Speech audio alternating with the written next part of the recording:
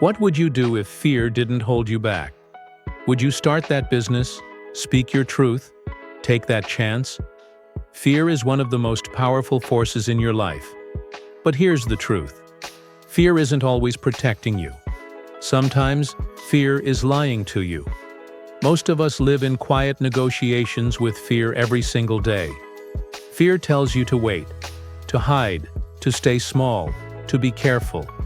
And you listen, because you think fear is keeping you safe. But have you noticed something? The things you regret the most aren't the risks you took. They're the moments you let fear win. The job you never applied for. The person you never spoke to. The dream you never chased. Fear is not the enemy. Fear is just a messenger. A very dramatic one. Its job is to keep you alive, but it doesn't know the difference between real danger and an uncomfortable challenge. The problem is not fear itself. The problem is believing the lies fear tells you. In this video, I'm going to expose 5 of the biggest lies your brain tells you when you're afraid.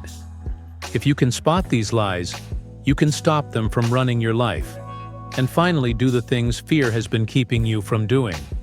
This isn't about becoming fearless. It's about becoming braver than the fear. Because courage is not the absence of fear. It's deciding that something matters more than staying safe. Let's start with one of the most common lies fear tells you, and probably the one that has stolen the most opportunities from your life. You're not ready. Fear loves this one because it sounds so reasonable. It makes you think you just need more time, more research, more practice, more preparation. But here's the truth. You will never feel completely ready for the most important things in your life. And if you wait until you do, you'll wait forever.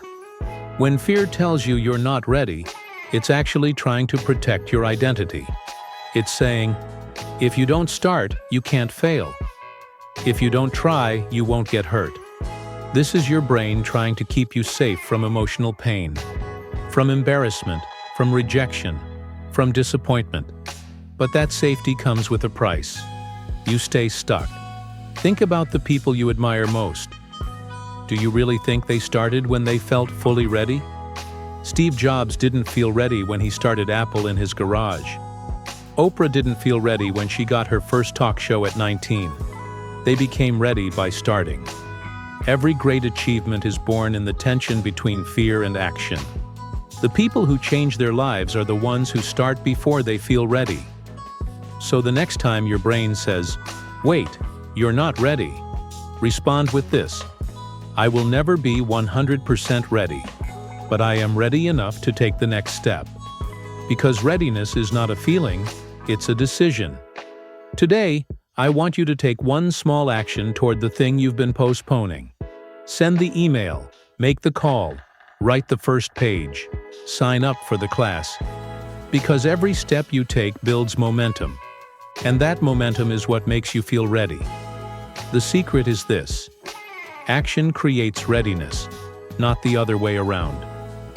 The second lie fear loves to whisper is, you're going to fail. It's the voice that creeps in right when you get excited about something new. The moment you start dreaming, fear steps in to say, don't get too happy. You're just setting yourself up for disappointment. And you know what? It works, because nobody likes to fail. Your brain is wired to avoid pain, and failure can feel painful. Not just emotionally, but even physically. Psychologists have found that social rejection and failure activate the same parts of the brain as physical pain. So of course your brain wants to protect you. But here's the thing. Fear doesn't just warn you about failure, it exaggerates it. It makes you imagine worst-case scenarios that almost never happen. It makes you forget every time you've succeeded before. And it convinces you that failing once means you are a failure forever. Think about every person who has done something great. J.K. Rowling was rejected by 12 publishers before someone said yes to Harry Potter. Michael Jordan was cut from his high school basketball team.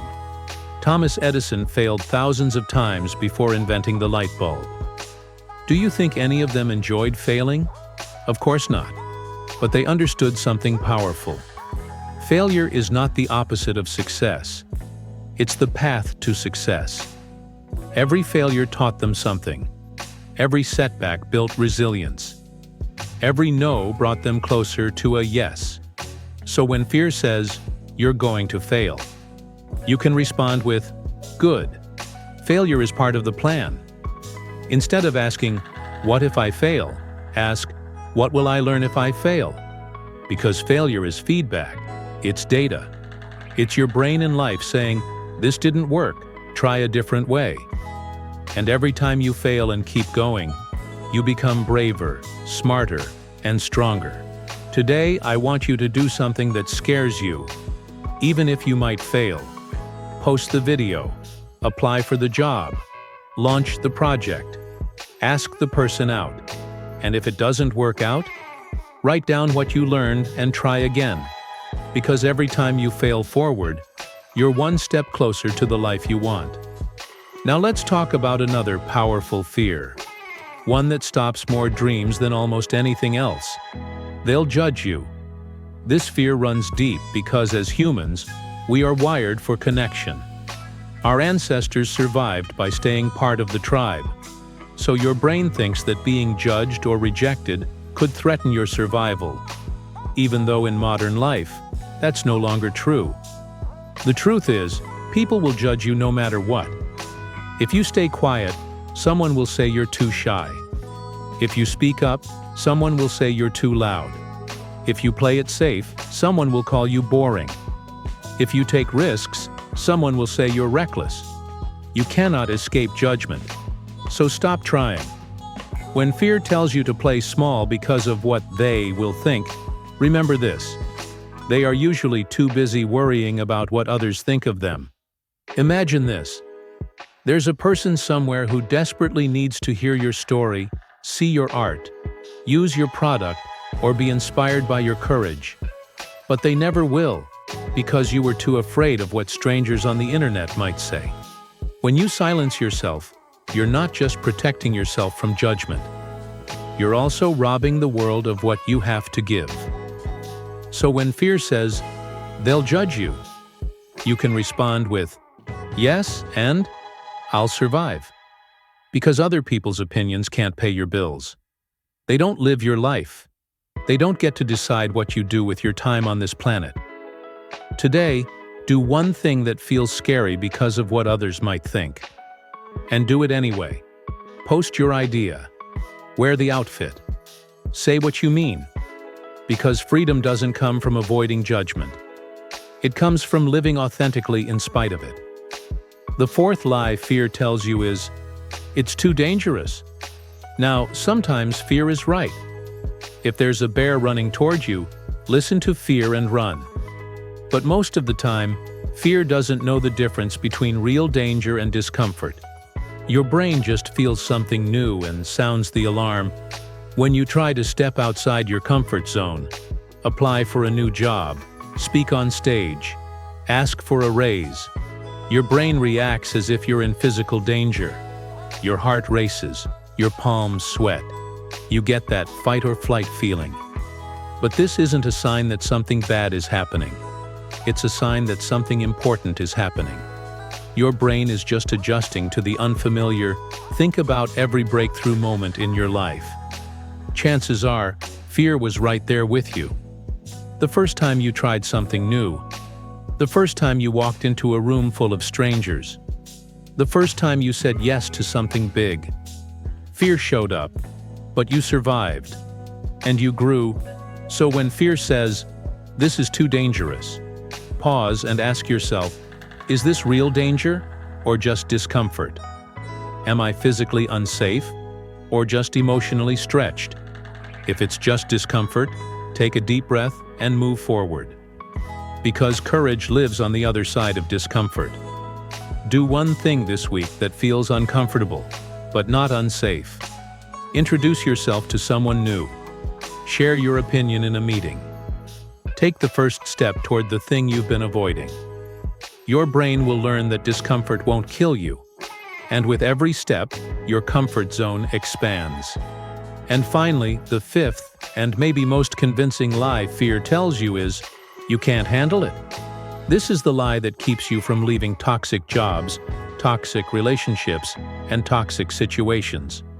It convinces you that the pain of change will be worse than the pain of staying the same. Fear underestimates your strength. It forgets everything you've already survived. It acts like you're fragile, when in reality, you're one of the most resilient creatures on the planet. Think about the hardest thing you've ever been through. At the time, you probably thought, I can't handle this. But you did. You got through it. You're here. You are proof that you can handle hard things. Because you already have. So when fear says, you can't handle it, say this out loud. I've handled everything life has thrown at me so far. And I can handle this too. Because you are stronger than you think. And the more you face what scares you, the stronger you get. Write down a list of challenges you've overcome in your life. Look at that list and remind yourself, you are capable, resourceful, and tougher than fear wants you to believe. So let's recap. Fear lies to you by saying 1. You're not ready. 2. You're going to fail. 3. They'll judge you. 4. It's too dangerous. 5. You can't handle it. And every time you believe one of those lies, you trade a piece of your future for temporary safety. What would your life look like if you stopped letting fear run the show? If you stopped waiting until you felt ready, stopped hiding from failure, stopped caring what strangers think? You have one life, one shot, one chance to do the thing you were put here to do. Fear will always be there, but it doesn't get to drive. Today, take one brave step toward the life you want, because your future self is waiting for you on the other side of fear.